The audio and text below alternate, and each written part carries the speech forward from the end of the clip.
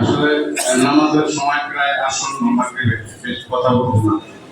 আমরা বিগত কয়েকদিন আগে আপনাদের পূজা উদযাপন কমিটির সাথে থানায় বসেছিলাম। সেদিন আমি কিন্তু আপনাদেরকে একটি কথা বলেছিলাম যে আমরা আগামী পূজায় আপনাদের সার্বিক সহযোগিতা করব এবং কোনো আইন শৃঙ্খলা যাতে অবনতি না ঘটে আপনাদের পাশে আমরা থাকবো। সব ক্ষমতা নিয়ে উপজেলা বিএনপি আপনাদের সাথে থাকবে। আপনারা আজকে তা প্রমাণ পেয়েছেন।